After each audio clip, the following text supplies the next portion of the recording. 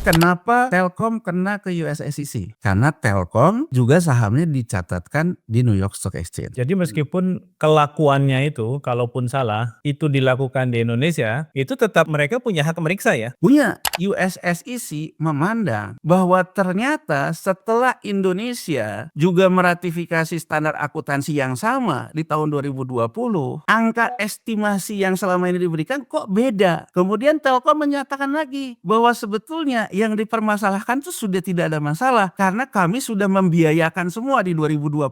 US SEC mengatakan berbeda nih angkanya. Telkom menjawab lagi meresponnya, tidak masalah toh, kan kami sudah biayakan semua. Tapi kan buat dia masalahnya bukan dibiayakan. Berarti laporan keuangan yang dipakai oleh investor New York Stock Exchange terhadap saham Telkom di 2016 sampai dengan 2021 salah saji material gitu loh. Nah, Telkom masuk ke delik pidana terkait dengan manipulasi laporan keuangan.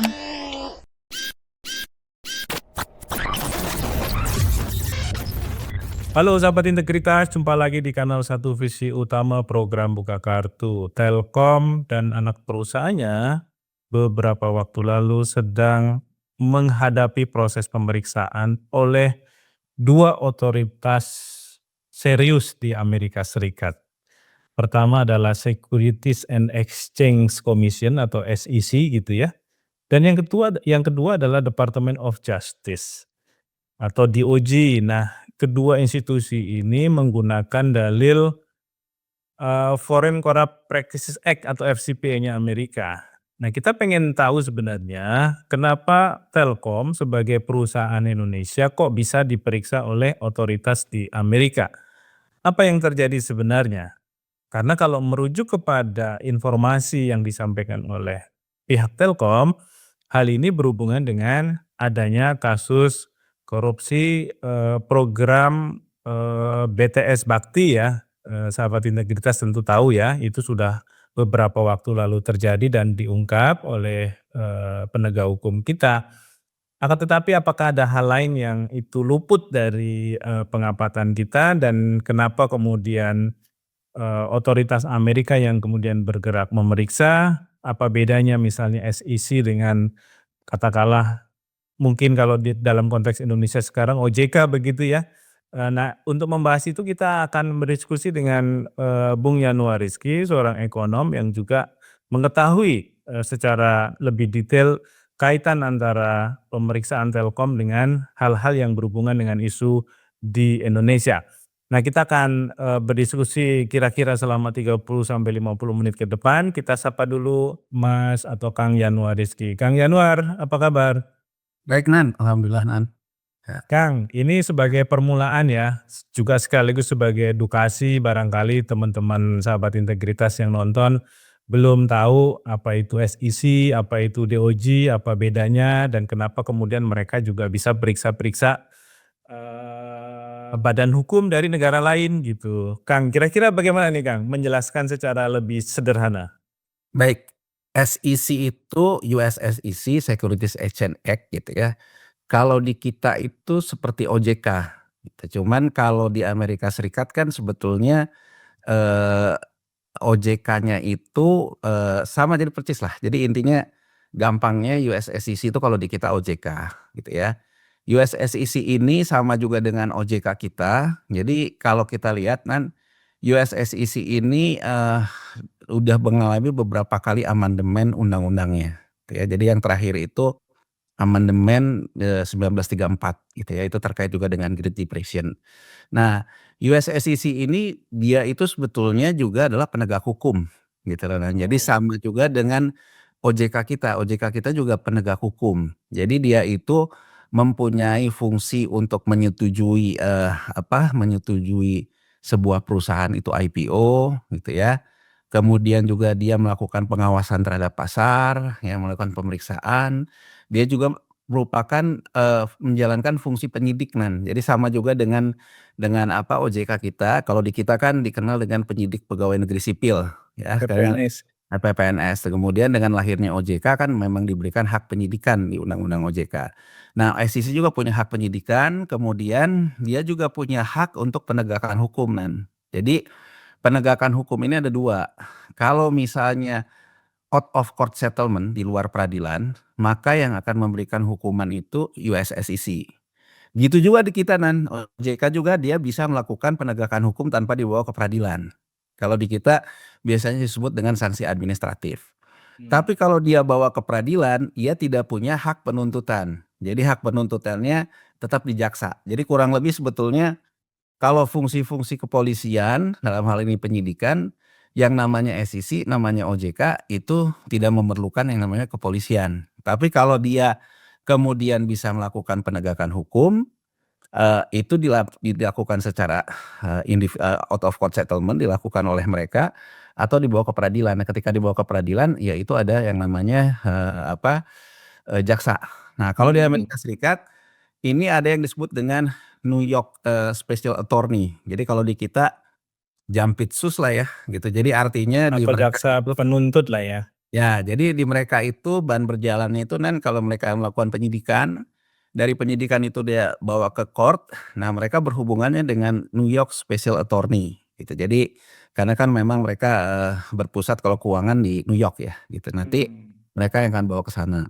Tapi di SEC itu ketika dia menetapkan bahwa akan dibawa ke peradilan atau tidak dibawa ke peradilan, itu jadi gini yang namanya pasar modal atau pasar keuangan ya, pilar utamanya itu transparansi ya. Pilar pertamanya itu transparansi itu menjadi yang menjamin terjadinya tata kelola ya.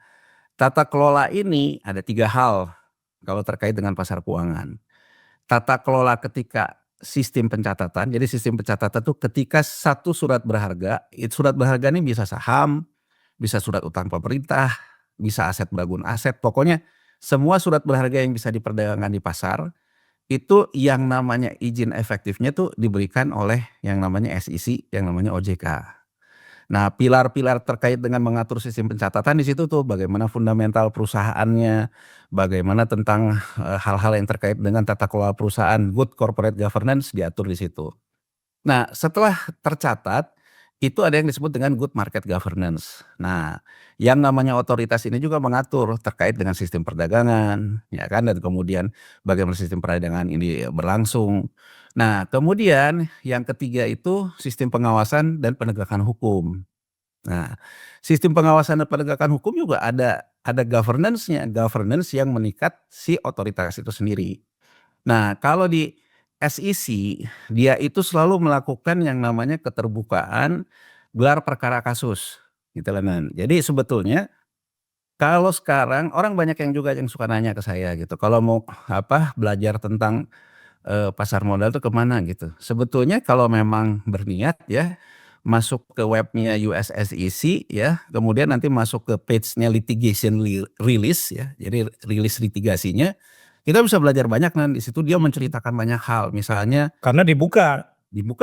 dan penuh transparansi. Jadi gelar perkara publiknya itu memang dalam bentuk rilis. Jadi misalnya saya memeriksa Adnan gitu, di situ diceritakan gitu, Adnan itu kenapa diperiksa. Ketika diperiksa tuh Adnan ngomong apa gitu, kemudian alat bukti hukumnya apa. Nah, biasanya di situ kenapa dia juga menempuh out of court settlement, karena dia menawarkan kepada Adnan, "Anda mengakui nggak kesalahan Anda?" Kalau Adnan mengatakan, "Ya, saya mengakui dan saya memilih pidana pengganti." Gitu loh jadi artinya Denda jadi ujungnya. ya pidana pengganti. Nah, begitu ada pidana pengganti itu, SEC mengatakan bahwa para pihak yang diperiksa ini telah mengakui kesalahannya, maka jatuhlah pidana ke mereka, tapi ditetapkan pidana pengganti. Ingat loh, bukan berarti pidana pengganti melupakan bahwa pihak itu melakukan tindak pidana kan. Oh, ini kayak kasus Siemens ya? Nah, enggak, ini memang mekanisme di SEC itu selalu begitu. Jadi Contoh kasusnya yang Siemens itulah ya kasus salah satunya. apapun tuh dia selalu mengatakan bahwa kenapa ini pakai pidana pengganti, karena si para pihak yang diperiksa sudah mengakui dan namanya diumumkan Jadi muncullah kemudian kalau Adnan sudah memilih pidana pengganti, Adnan akan masuk ke database pelaku pidana yang memilih tidak lewat peradilan. Jadi tetap disebut pelaku pidana. Pidana apa? Insider trading, manipulasi pasar, manipulasi laporan keuangan gitu lah. Nah, tapi ada kalanya juga dia punya hak juga tidak menawarkan ke Adnan. Kenapa dia tidak menawarkan ke Adnan? Karena misalnya Adnan setelah diperiksa dampaknya Adnan melakukan tindakan ini tuh besar. Misalnya dulu Madoff waktu 2008. Jadi ini juga sekalian nih Nan, walaupun kita ngomongin ini ya, kemarin Menseknek ngomong bahwa saham ini ada investor-investor yang nakal. Menurut saya kita ini kebanyakan omong Nan, gitu. Dan menurut Tinggal saya diperiksa aja ya. ya periksa aja, OJK periksa aja gitu kayak seperti SEC melakukan di 2007-2008 begitu spiral efek. Tanpa banyak omong, SEC-nya langsung melakukan investigasi, langsung cepat, dan dari cepat itu salah satunya Madoff, dan dia tidak tawarkan ke Madoff karena dianggap menjadi pemicu yang membuat spiral efek. Jadi tidak ada mekanisme untuk hanya ganti rugi. Nggak ada. Jadi SEC-nya yang memang memilih untuk diselesaikan ke peradilan. Kenapa? Pertimbangannya karena dampaknya besar terhadap kekacauan yang terjadi di pasar keuangan Amerika Serikat. Jadi Madoff dianggap sebagai orang, ya kalau sekarang kita ngomong yang nakalnya siapa gitu loh. Nah persoalannya di situ, jangan ya jadi kita ini kebanyakan Itu kalau kata teman saya itu disebutnya pejabat cumi-cumi Kang. Iya. Jadi kan kalau cumi-cumi itu buang tinta, jadinya dia kemana itu nggak tahu kan kita gitu ya. Jadi kalau ditanya ke saya Nan, bagaimana kita mencegah yang namanya pelemahan rupiah ini? Walaupun hari ini indeksnya mulai naik dan naiknya pun kan sebetulnya lebih diakibatkan karena growth split akhirnya tidak berani pemerintah kan, nggak jadi growth split. Kemudian pemerintah juga menunda tentang kebijakan-kebijakan terkait tambang. Ini kan kenapa Nan? Karena di minggu lalu bukan hanya pernyataan konsensus para US hedge fund di Bloomberg yang mengatakan sell Indonesia. Sebelum itu Cina mengatakan dia nggak percaya terhadap kebijakan sektor tambang yang berubah-ubah dan dia kemudian melakukan pause impor. Jadi sebetulnya kalau kita lihat hari ini akhirnya pemerintah ngalah juga sama kemauan pasar. Ya kan gitu loh intinya. Jadi intinya kan bahwa kalau sekarang juga kita mau merebut mau segala macam ya kalau nggak ada yang beli mau kemana kita jual kan gitu loh Nan. Betul. Nah jadi sebetulnya kalau kita lihat hari ini pemerintah ngalah tuh.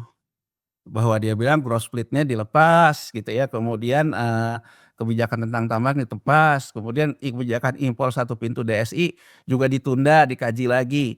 Kan ini berarti sudah memberikan menjawab sinyal dari Cina bahwa apa yang dikhawatirkan oleh dia udah kita lepas.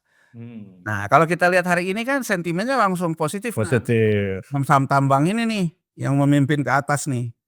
Ya kan saham-saham tambang ini memimpin ke atas. Nah itu kan menurut saya artinya sebetulnya kalau ini kembali kepada antara sebab dan akibat, pemerintah mengakui dong bahwa sebabnya bukan investor yang nakal. Sebabnya bahwa ada kebijakan pemerintah yang ditangkap negatif oleh pasar kan gitu loh. Iya benar. Gitu dong kita analisanya gitu dulu dong. Kalau memang pemerintah menganggap kebijakannya benar ya ditangkap yang nakalnya seperti kata Menteri Sekretaris Negara. Iya. Berarti kan kalau sekarang kita lihat hari ini, pemerintah itu sebetulnya mengkoreksi kebijakan yang menurut dia direspon negatif. Nah, jadi Nan, di Amerika Serikat Nan, waktu ke 2007 gagal bayar KPR, itu menimbulkan yang namanya efek kepanikan dan sebagainya. Kalau udah kepanikan ini, kan dicari pemicunya Nan. Ya. Begitu cari pemicunya, diperiksa nih sama US SEC. Ketika dia periksa, langsung dia bawa ke peradilan. Itulah Madoff. Jadi sebetulnya kalau sekarang saya ditanya, bisa nggak kita menghentikan spekulasi berlebihan yang bisa asal melanggar hukum? Siapa yang bisa melakukan itu? OJK. Lah sampai hari ini aja kita nggak dengar OJK melakukan investigasi, melakukan apa gitu loh. Nah, tahu-tahu Menseknek ngomong bahwa ini adalah investor-investor yang nakal. Jadi menurut saya tuh kita tuh kan ini bukan hanya terjadi di soal rupiah dan saham Nan. OJK lagi fokus ke pinjol kan. Iya, tapi kan gini loh Nan, aku mau gambarin deh soal under invoicing, transfer pricing. Itu tuh ngomong kecepatan, nggak tahu ngomong doang gitu. Tapi penanganan hukumnya tuh mundur di belakang. Nah jadi kembali ke yang Adnan katakan tadi, dari SEC kita bisa belajar, yang namanya penegakan hukum itu sendiri itu mesti presisi, mesti terbuka. Iya benar. Begitu saya itu menawarkan pidana pengganti itu jelas. Kalau di kita kan tahu-tahu sanksi administrasi, salahnya dia apa? Rilis cuman 1 paragraf. Iya, begitu Gitu loh, Nan. jadi bukti, duitnya dipajang puluhan triliun katanya. Yes, mungkin gitu ya. Jadi artinya SEC itu adalah, di dunia ini menjadi kredibel karena dianggap dalam penegakan hukumnya yang baik. Dan gini loh, Nan, pasar itu soal trust, soal kepercayaan, Nan.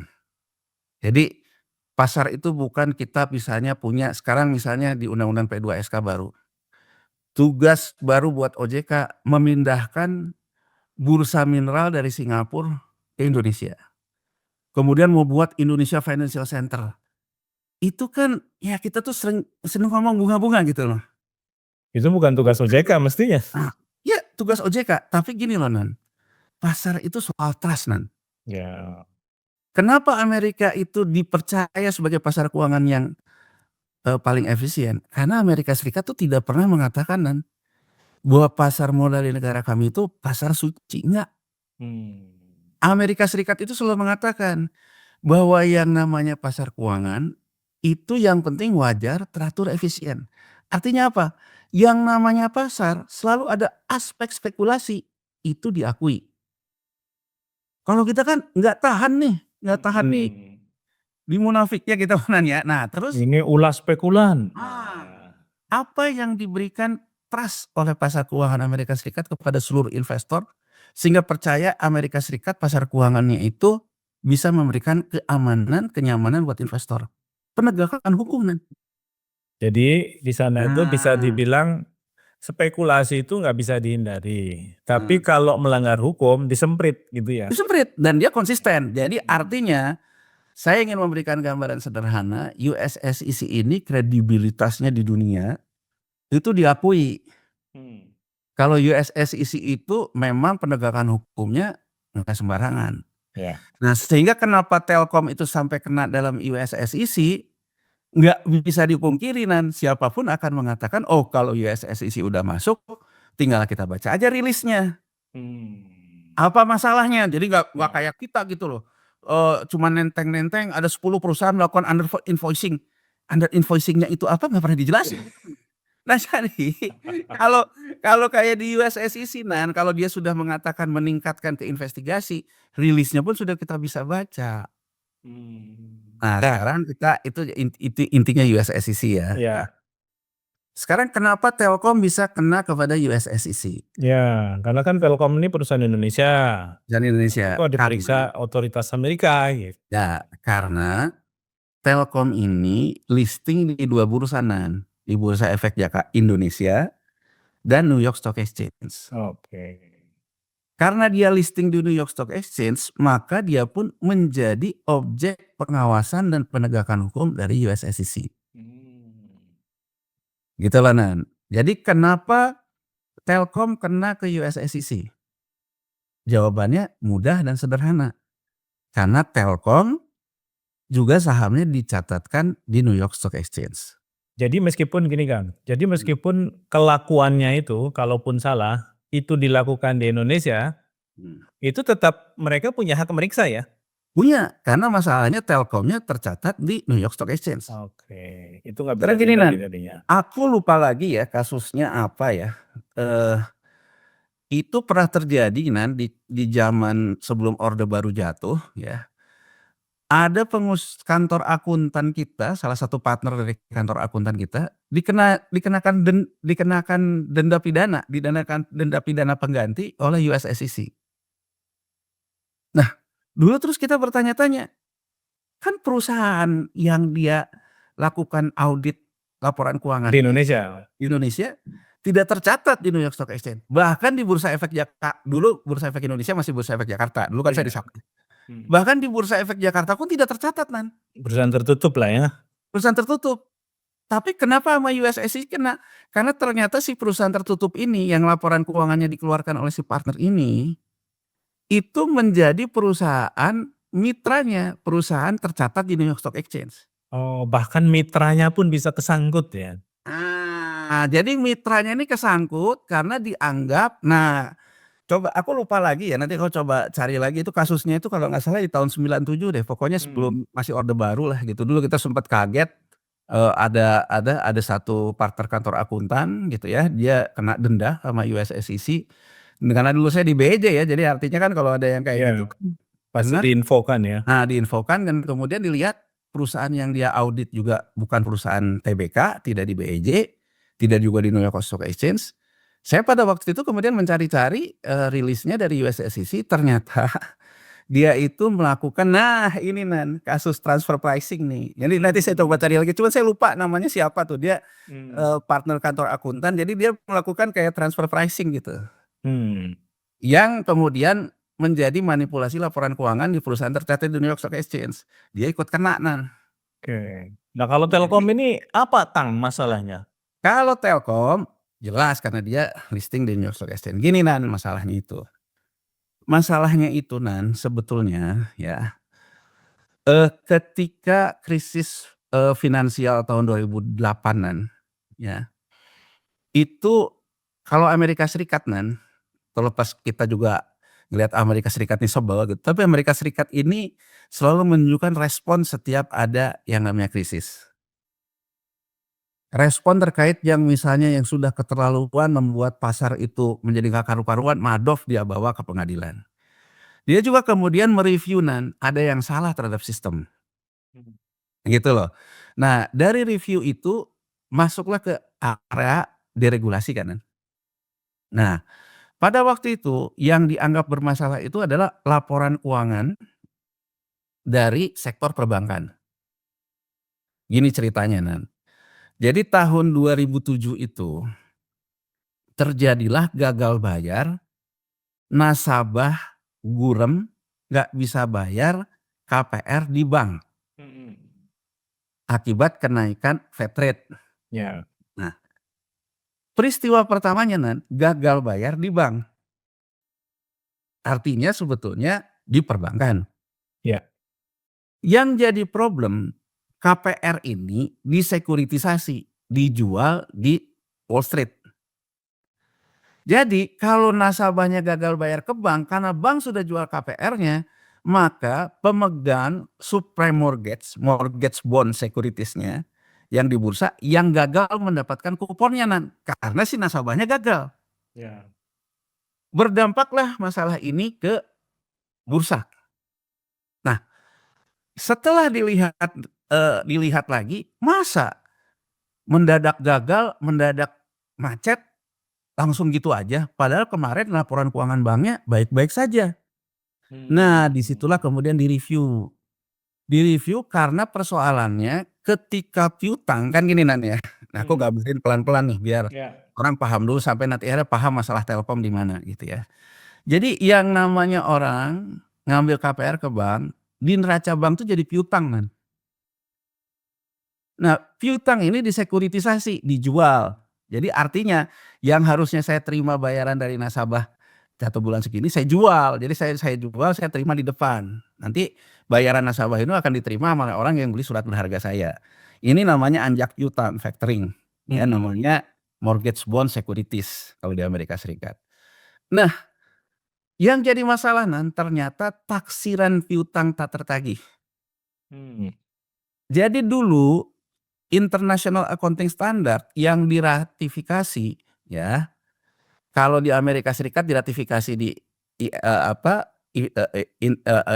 financial statement apa, standar akuntansi mereka, IFRS namanya kalau di Amerika Serikat. Jadi kalau internasionalnya namanya IAS, International Accounting Standard, kalau di Amerika Serikatnya tuh namanya IFRS. Hmm. Kalau di Indonesia namanya PSAK, Pernyataan PSAK.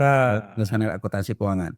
Nah, IAS yang berlaku pada waktu itu merefer kesepakatan Basel ya pada waktu itu. Ya Nan ya, Betul. Basel terkait perbankan. Jadi yang namanya piutang itu menggunakan metode taksiran. Jadi kalau misalnya sudah tidak tertagih, digunakanlah metode taksiran berapa menurut akuntan publik estimasi yang bisa diperkenankan tidak tertagihnya. Nah, pada waktu itu Nan, yang namanya saya punya estimasi tidak akan tertagih, itu tidak langsung dibiayakan Nan, tapi dicatat di aset.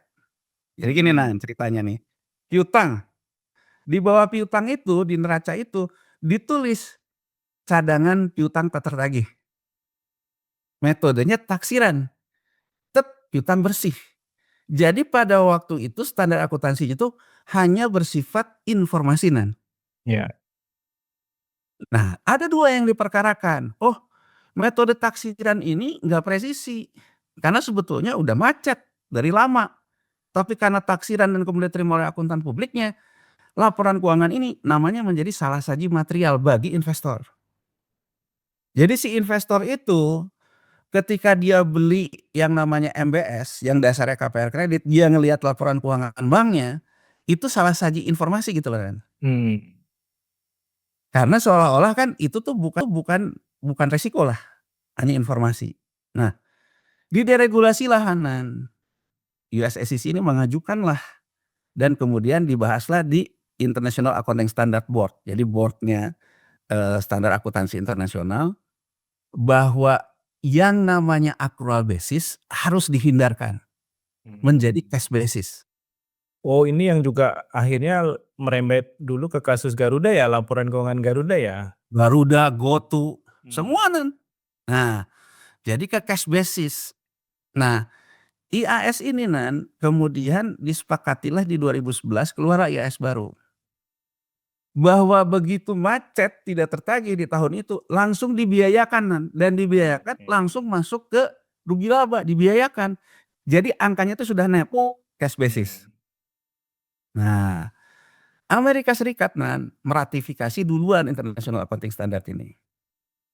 Indonesia buying time Nan, karena kan di Indonesia ini terutama BUMN kan, waduh piutang-piutang pakai Banyak yang taksiran. tak tertagih. Nah, kalau langsung dibiayakan hancur kan perbankan Langsung juga minus. langsung minus. Nah, Indonesia ini buying time terus Nan. Nah, yang jadi masalah Nan sebetulnya pertama kali US SEC itu masuk terhadap laporan keuangan Telkom 2016 sampai dengan 2021. Ya. Itu Nan, sebelum kita bicara dulu tentang bribery-nya. Oke. Yang Jadi terkait Kang, dengan sebelum lanjut, yang jadi masalah karena Indonesia itu buying time dalam ratifikasi, sementara Amerika sudah duluan, maka segala objek pengawasan oleh SEC-nya Amerika itu juga harus merujuk kepada regulasi baru mereka gitu ya. Yang dalam hal ini Telkom termasuk di dalamnya kan? Karena mereka membuka atau listing di New York Stock Exchange tadi. Ya. Itu yang mungkin nggak disadari ya? Ya, tapi gini Nan, kan ketika kita bicara di 2016 itu, di Amerika Serikat sudah berlaku standar akuntansi baru kan Nan? Ya. Di kita belum. Nah, Telkom sebetulnya menyajikan di laporan keuangan yang untuk dilaporkan ke New York Stock Exchange, dilaporkan ke US SEC, dia menampilkan yang namanya perbandingan perbedaan standar akuntansi. Oke. Makanya sekarang ya kalau kita lihat Nan, di rilis pertama terkait dengan dugaan manipulasi laporan keuangan Telkom 2016-2021 itu, ya, US SEC mengatakan, jawaban Telkom menjawab bahwa itu adalah karena perbedaan kebijakan akuntansi, tapi bukan accounting error dia bilang. Oke. Itu argumentasinya Telkom? Argumentasinya Telkom. Karena gini Nan, sebetulnya angka itu menjadi beda karena disajikan berdasarkan standar akuntansi IFRS yang sudah berlaku. Kalau berdasarkan IFRS yang sudah berlaku, maka piutang ini sudah diimpair. Tapi dalam laporan keuangan yang disampaikan Telkom ke Indonesian Stock Exchange, karena PSAK-nya belum ratifikasi, dia belum menggunakan ini. Nah, dalam laporan keuangan yang dilaporkan ke US SEC dan ke NYSE, dia mengatakan perbedaannya di mana. Ini makanya kenapa persoalannya itu perbedaan kebijakan akuntansi. Makanya kan jawaban jawaban Telkom pun menjawabnya terkait dengan perbedaan kebijakan akuntansi. Nangkep ya Nan ya? Ya. Nah, yang jadi masalah Nan, Apakah itu hanya semata-mata perbedaan akuntansi kan itu? yes. Nah, di situ masalahnya. Iya. Jadi US SEC memandang bahwa ternyata setelah Indonesia juga meratifikasi standar akuntansi yang sama di tahun 2020, angka estimasi yang selama ini diberikan kok beda, kurang lebih gitu loh, Nan. Oke. Ya, kemudian Telkom menyatakan lagi, bahwa sebetulnya yang dipermasalahkan tuh sudah tidak ada masalah, karena kami sudah membiayakan semua di 2020, gitu jawaban Telkom. Aku ingin, kita nanti kalau pendengar kita juga ingin mengikuti, masuk aja ke USSEC, Iya. itu ada rilis-rilis sesuai urutannya, tapi di urutan tentang laporan keuangan dulu, itu ada jawabannya Telkom, ada tanggapannya USSEC, seperti aku bilang USSEC juga Iya. memang kita Terbuka lah. bisa belajar, terbuka di situ. Iya. Nah, USSEC mengatakan menurut dia ini, berbeda nih angkanya, gitu loh. Nah, Telkom menjawab lagi meresponnya, "Toh tidak masalah toh, kan kami sudah biayakan semua." Tapi kan buat dia masalahnya bukan dibiayakan, Kenapa masalahnya bisa buat berbeda dia, sekali? berarti laporan keuangan yang dipakai oleh investor New York Stock Exchange terhadap saham Telkom di 2016 sampai dengan 2021 salah saji material gitu loh, nah. Ya, itu masalahnya. Itu masalahnya. Jadi Telkom masuk ke delik pidana terkait dengan manipulasi laporan keuangan. Ya, Nan, ya. Nah, manipulasi laporan keuangan ini ada 2 nih, Nan. Hmm. Ada yang disebut dengan accounting error, ada yang disebut fraud. Kalau accounting error, mungkin yang akan kena akuntan publiknya. Ya. Bahwa Anda error, kenapa menerima taksiran seperti ini segala macam lah. KAP-nya lah ya, KAP-nya. Atau fraud. Nah, USSEC ini kemudian muncul kasus berikutnya yang disebut dengan subsequent event, Nan. Jadi kalau dalam dunia audit, dunia investigasi itu, ada yang namanya bukti yang muncul belakangan. Ini snowball effect lah ya, kira-kira begitu ya? Dalam ketika dia sedang mereview laporan keuangan yang berbeda ini, tahu-tahu heboh kasus Bakti, BTS. Nah, di analisa SEC terhadap laporan keuangan Telkom 2016 sampai 2021 ada 140 pengakuan piutang yang menurut mereka Tidak masuk akal. tidak masuk akal. 140 itu dilakukan di anak-anak perusahaan Telkom. Dari 140 itu ada yang kena kasus Bakti, gitu loh, Nan. Oke. Gitu loh, Nan, gitu ya cara berpikirnya dulu nih, cara berpikir runtut terhadap bagaimana SEC melakukan rekonstruksi kasus ini. Jadi pertama SEC itu sedang menganalisa laporan keuangannya. Tahu-tahu ada subsequent event. Ya, dapat hal baru lah ya. Barang baru, salah satu anak perusahaan ini terlibat kasus BTS Korupsi BTS Bakti, sehingga dia kemudian meningkatkanlah statusnya ini ke arah penyidikan lah kalau di kita. Ditingkatkan ke arah penyidikan karena dia melihat jangan-jangan ini bukan accounting error, tapi fraud. Jangan-jangan fraud ini diakibatkan memang piutangnya tidak ada, atau memang sebetulnya angka ini gini loh, Nan, di akuntansi itu ada yang disebut dengan akun penampungan, Nan. Akun penampungan tuh apa? Buat ngebiayain golf direksi misalnya, Nan. Ya kan? Nah, ditampung di akun apa gitu loh, Nan. Nah, ini juga yang selalu bisa jadi kejadian nih terkait dengan biaya korupsi, ditampunglah di akun apa. Nah, sehingga ini dugaan saya, Nan, kalau ini tidak ada dalam rilisnya USS ya. Jadi dugaan saya kelihatannya ini dugaan saya sekali. Dugaan saya kelihatannya USSEC menganggap sebetulnya angka piutang ini memang bodong, dianggap sebagai angka akun penampungan, dugaan ya. Karena ini tidak dinyatakan oleh USSEC sampai ini dugaan. Balik lagi saya juga praduga tak bersalah juga ke Telkom, tapi sebagai orang yang pernah melakukan investigasi kegiatan pemeriksaan laporan keuangan, kalau saya dalam posisi itu saya menduganya kelihatan pengakuan piutang ini sebetulnya akun penampungan untuk biaya-biaya korupsi gitu loh, Nan. Jadi memang by default dia tak tertagih lah ya piutangnya. By default tak tertagih. Nah, karena ini juga terkait dengan proses bribery dan suap dan anti korupsi, dan Telkomnya tercatat juga di bursa New York, masuk ke yurisdiksi tentang anti korupsinya Department of Justice. Itu FCPA lah masuk. FCPA lah masuk. Jadi sebetulnya kasus awalnya manipulasi laporan keuangan, ada subsequent event ini melebar Nan. Jadi singkat kata Nan, US SEC itu sekarang ke arah sedang melakukan penyidikan apakah 140 piutang ini fraud. Fraud itu artinya memang piutangnya bodong.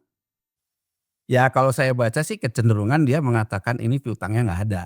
Ya, nggak eksis lah ya. Nah tapi sekali lagi Nan, kalau saya dalam posisi sedang menyelidiki ini dan ada subsequent event dikaitkan dengan peristiwa bakti, maka menurut saya dugaan bodong ini menjadi akun untuk soal bribery-nya itu disembunyiin di situ seolah-olah diaku piutang gitu lah Nan. Entertain-nya di sana lah ya. Nah entertain-nya di sana, makanya DOJ-nya juga masuk.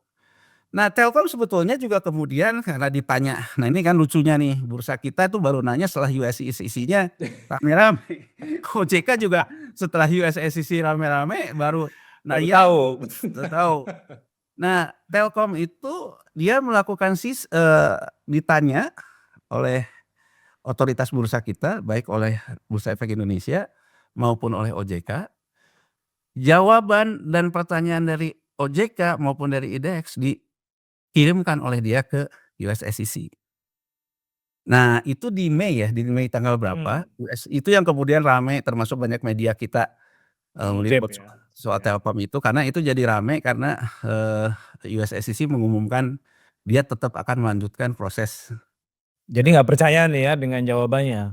Ya karena gini, kalau kita lihat dalam rilisnya dia disertakan bahwa Telkom menjawab ke otoritas bursa kita dan OJK, dia sudah melakukan restatement terhadap laporan keuangan 2023-2024. Kalau akibat restatement itu juga ada terkait dengan tantiem ya, yang sudah terlanjur dibayarkan kepada direksi manajemen, Telkom juga mengatakan akan menarik kembali. Itu jawabannya ke otoritas bursa kita dan OJK ya. Nah, ini masih terkait dengan yang 140 piutang tadi? Ya, jadi Telkom berkepandangan 140 piutang itu sudah diimperkan di 2020. Jadi harusnya tidak ada lagi salah satu material. Karena dia sudah impair 2020. US SEC mengatakan bukan persoalan ketika kamu ngimpernya. Tapi ketika di 2016 sampai 2020 kamu itu sebetulnya melakukan salah saji material untuk laporan keuangan yang dilaporkan dengan format IFRS gitu lah Nan. Telkom menjawab bahwa itu akan kami restatement. Restatementnya di mana dia bilang? Karena itu terkait dengan pengakuan aset, last miles dan sebagainya. Pengakuan asetnya akan kami restatement. Jadi pokoknya intinya gini lah. Intinya Telkom berputar-putar di persoalan akuntansi gitu loh. Nah intinya Telkom. Padahal SEC-nya itu sebenarnya pengen membuktikan apakah 140 akun piutang itu sebenarnya ada apa enggak, bodong apa enggak gitu ya. Tapi kan masih berputar-putar sehingga akhirnya US SEC menganggap bahwa point of view kami bukan persoalan itu gitu. Tapi point of view kami persoalannya itu adalah apakah sebenarnya selama ini tuh benar-benar akibat perbedaan kebijakan akuntansi atau memang piutangnya tidak ada. Nah sampai situ terakhir Nan, jadi belum ada rilis terbaru lagi. Jadi kurang lebih sebetulnya dari jawaban Telkom ke Bursa Efek Indonesia yang di forward juga ke US SEC, jawabannya ke OJK. Jawaban US SEC dia menganggap bahwa ini US SEC tetap menganggap ini bukan hanya persoalan akunting gitu loh. Kan gini loh Nan, kalau ini akibat laporan keuangan salah, Telkom mengakui kami akan melakukan restatement terhadap laporan akuntansi, laporan keuangan 2023. Itu isu teknis lah ya sebenarnya. Ya isu teknis. Jadi intinya Telkom menjawab ke Bursa Efek Indonesia, ke OJK, akan melakukan restatement terhadap laporan keuangan 2023-2024. Ya Nan ya. Nah, berarti ini masih merembet ke tahun-tahun berikutnya sebenarnya. Ya, jadi Telkom tuh menganggap kan gini Nan, seperti aku bilang. Jadi setelah ada subsequent event kejadian di Kominfo yang BTS itu, masuklah DOJ, masuklah ini juga ke manipulasi yang lama. Nah, Telkom menganggap bahwa kalau terkait dengan yang piutangnya kan sudah diimpor di 2020, Iya. ya kan? Nah, ada beban itu terkait dengan pengakuan aset, Nan. Mmm.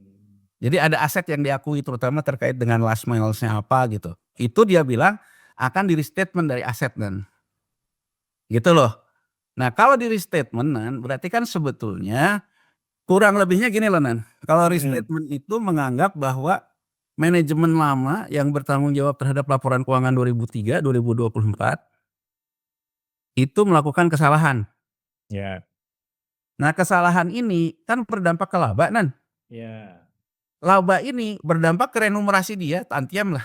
Gantian. Nah, Telkom juga mengatakan bahwa kami juga siap untuk menarik kembali tantiem Mmm. terkait dengan restatement itu gitu loh, Nan. Ya. Dia juga menjawab, kami juga sudah membentuk direktorat khusus untuk anti korupsi. Kalau itu juga ada masalah korupsi, kami akan melakukan penindakan. Jawabannya gitulah. Khas. Ya. Kalau kata presiden, kita udah hafal orang Indonesia, Nan. Jadi cara orang Indonesia menjawab ya begitu gitu loh. Jadi Iya iya artinya iya iya. cara orang Indonesia menjawab. Jaka sembung bawa golok lah ya. Nah, jadi caranya itu persis kayak Jokowi, sudah tapi belum gitu loh. Iya Kan iya, gitu loh. bener Jadi, bener. nah kemudian SEC menjawab bahwa oh enggak, kita akan tetap melakukan penyidikan terhadap 140 piutang itu. Mmm. Jadi kasusnya itu, Nan. Jadi kasusnya itu sebetulnya awal muasalnya itu perbedaan standar akuntansi dalam Iya pengakuan utang. Kita menerapkan 2020, Telkom membiayakan. iya. Nah, kalau saya baca-baca kelihatannya ketika Telkom membiayakan awalnya, si SEC melakukan rekap nih terhadap piutang 2016, 2017, 2019, Mmm. 2020. Kok yang dibiayakan dengan yang ditaksir di sini, ketika di sini ada perbedaan standar yang disajikan ini, kok angkanya beda? Awalnya tuh Iya di situ, Nan. iya iya. Awalnya tuh di Kalau situ. kalau cuma perbedaan standar mestinya angkanya nggak Sama. berbeda, sama. Beda, sama. Iya Jadi antara yang di sini dihapus beda. iya. Nah, ketika dia sedang menyelidiki ini, muncullah subsequent event, salah satu piutang dari 140 piutang itu tersangkut kasus BTS, Nan. Iya, anak Telkom. Anak Telkom. Dari situ dia menganalisa, oh ini jangan-jangan nih fraud. Bukan Mmm. karena accounting error gitu loh, Nan. Iya, betul betul. Ditingkatkanlah ke penyidikan lah kalau di kita, Nan. Mmm. Karena juga itu menyangkut persoalan hukum korupsi, masuklah DOJ-nya Amerika. Oke, itulah yang menyebabkan nama DOJ kemudian juga muncul sebagai salah satu lembaga yang melakukan penyidikan ya, bukan hanya SEC ya. Jadi ini bukan lagi semata-mata masalah yang berhubungan dengan pasar modal ya, Ya, tapi sudah ada masuk terkait ke dengan korupsi. pidana korupsi gitu ya. Ya. Nah, kira-kira Kang, kalau pada akhirnya terbukti nih memang ada fraud, apakah SEC atau DOJ itu kemudian bisa memeriksa para direksi Telkom yang dulu bertanggung jawab? Atau yang sekarang? Yang bertanggung jawab, Nan, yang terkait dengan hal itu. Mhm. Tapi kalau yang bersihin bukunya juga ikut terlibat, ya ikut serta, Nan. Kan pidana apa begitu, Nan. Kan pidana mah begitu ya. Jadi artinya kan bukan hanya Telkom loh, tapi terkait juga pemegang saham pengendalinya. Orang-orang di Mmm. Kementerian BUMN, Iya ya, iya. orang-orang di Danantara. Jadi, kan gini, Nan, kalau pidana korporasi, ya kan, yang bertanggung jawab itu kan aktor korporatnya.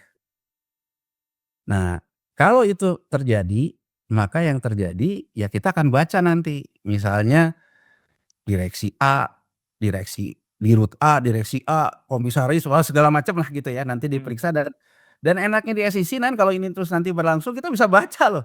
Sesuatu Terus, yang kita iya. tidak dapatkan kalau penanganan hukumnya di sini gitu. Jadi artinya ya kan Iya. mereka jawab apa, ya kan nanti US SEC jawab apa. Nah, nanti kalau terbukti, Nan, alat buktinya terbukti, iya dan terbukti dia pidana gitu.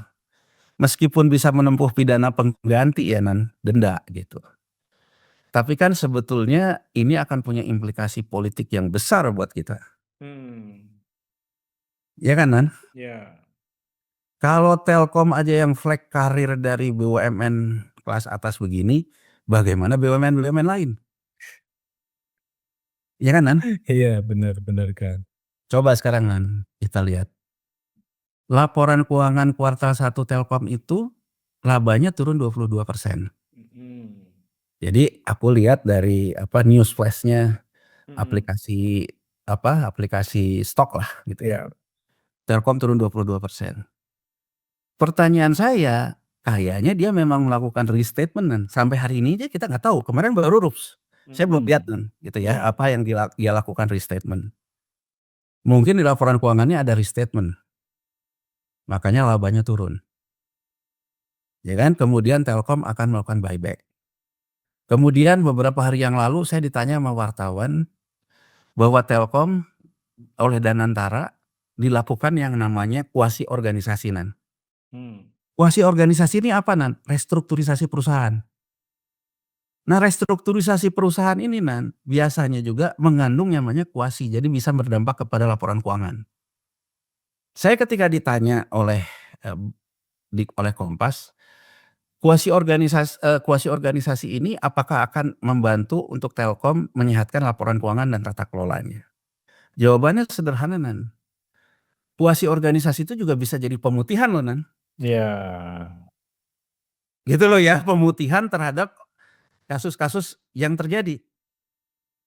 Jadi saya bilang kalau ini terjadi yang jadinya pemutihan, sebetulnya menurut saya yang Adnan tanya tadi, berarti ini kan state capture corruption kan? Iya.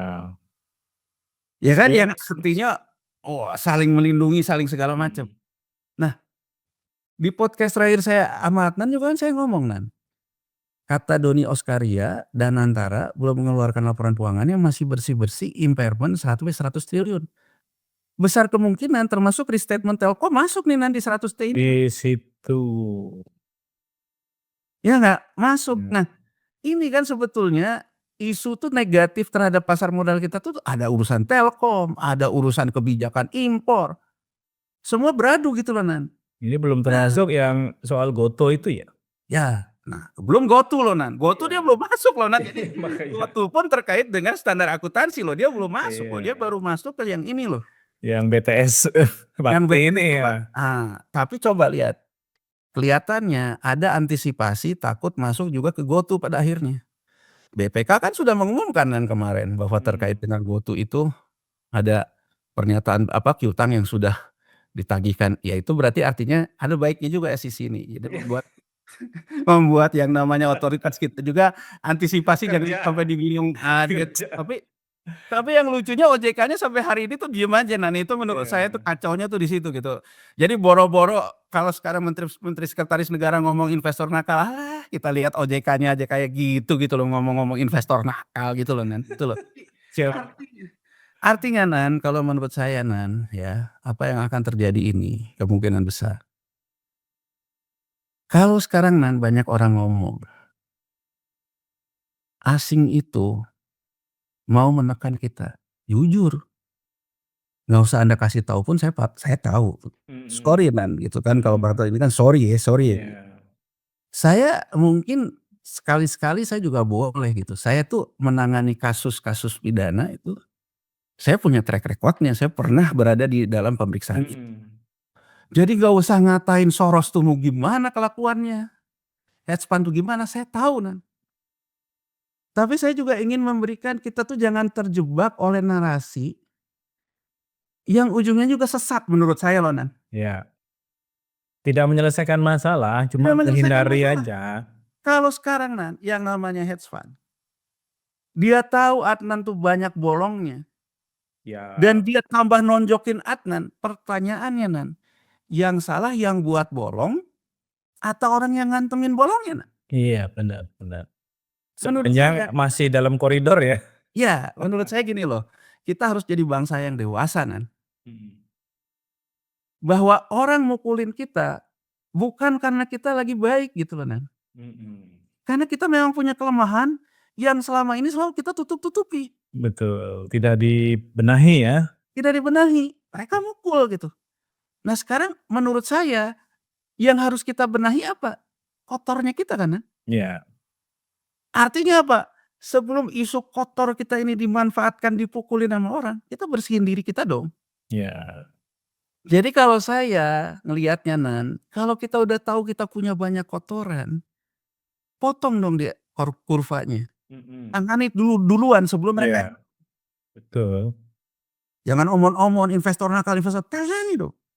Dan ini Nan, yang dicontohkan oleh US SEC, Madoff segala macam, kan dia langsung bersihin sebelum soal kotoran ini menjadi beban kan Nan, Iya. dibersihin duluan.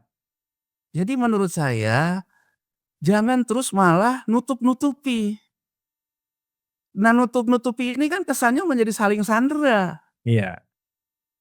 Antara orang yang buat salah dengan orang yang sekarang tuh saling sandera, kemudian kita bertikai ribut sendiri gitu loh. Iya. Tanpa pernah menyelesaikan masalahnya. Jadi menurut saya dari Telkom ini sebetulnya kita perlu hati-hati Nan. Kemungkinan besar isu-isu besar di kita ini bolongnya banyak dan bolongnya mulai dikulik gitu loh Nan. Iya, mulai cek satu persatu gitu ya. Cek satu persatu. Dan menurut saya pilihannya nggak ada pilihan lain. Kita harus mendahului kurva, kita bersihin duluan. Jadi kalau menurut saya, kalau pemerintahan Presiden Prabowo Subianto ini ingin menunjukkan bahwa dia punya keberanian lebih terhadap Korupsi dan menghadapi. tangani ini. Suruh OJK. Nggak usah Menteri Sekretaris Negara, suruh OJK. Sebelum US SEC kamu duluan deh. Gitu. Ini sebenarnya masalah apa deh? Saya nggak mau tahu deh siapapun yang salah, tindak aja. Kan gitu loh Nan. Iya. Benar. Sehingga kan kalau kita duluan, mana lagi isu yang bisa dimainkan sama Luar negeri gitu ya. Itu sih Nan kalau menurut. Siap. Oke Kang, ini sudah sangat terang meskipun prosesnya di SEC dan DOJ masih jalan ya. Kita masih menunggu update dari mereka dan tektokannya dengan Telkom. Sahabat integritas juga bisa memantau ya perkembangannya seperti apa sebagaimana yang tadi disampaikan oleh Kang Yanuar. Semoga diskusi kita hari ini bermanfaat, mencerahkan dan membuka pengetahuan kita mengenai pasar modal, pemeriksaannya, pengawasannya, integritasnya karena memang ini adalah topik yang kita bahas hari ini. Kita ketemu lagi di lain waktu, sampai jumpa.